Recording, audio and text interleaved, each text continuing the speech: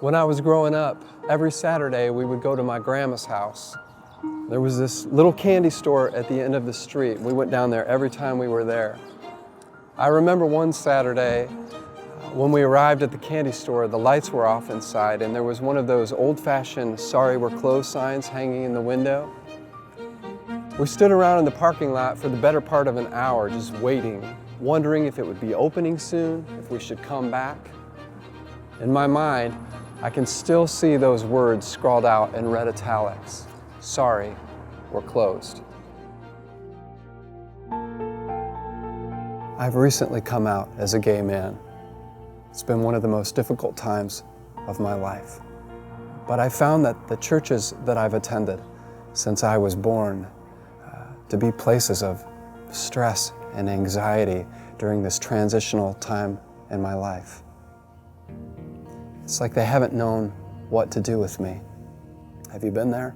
You want to serve, something that's so important to you. You want to make a difference in your church community, but it's like you just can't settle in because the entirety of who you are has become this one thing: gay, trans, non-binary, bisexual. And it's just wrong. The emails I've received since coming out, I've heard so many of your stories. Those of you who've left the church, some for good. It makes me sad because while you might not have a problem with God, the pain that you've experienced in a place where you should have felt most safe, the church, just isn't worth it to you anymore. I felt that too. I'm with you. But then I started Googling churches one night, along with the words open community.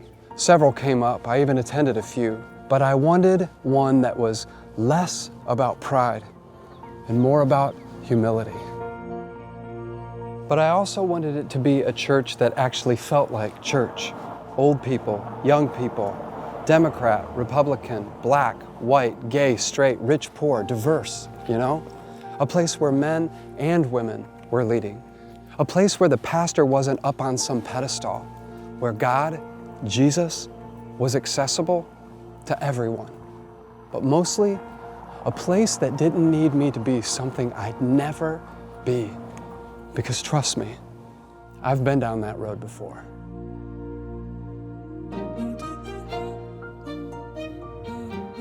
Well, guess what?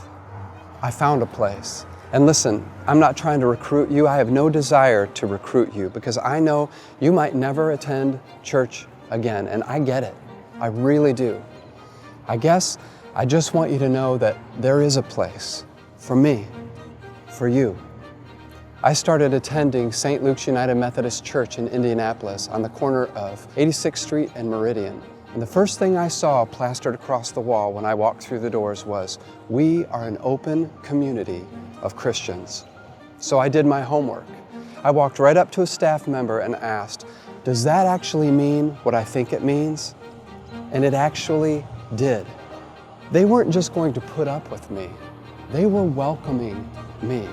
And they were interested in what I brought to the table. My gifts, my experience.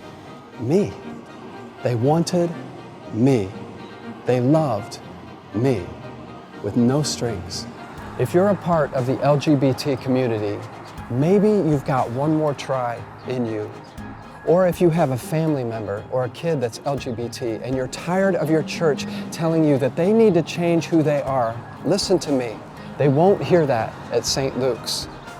I know, you're tired, beat up, can't do it anymore, I know. Me too. But here's the thing. At St. Luke's, there'll be no "Sorry, we're closed" sign hanging in our window. We love you, care about you. We want you exactly as you are. So, can you trust again? You can. Why?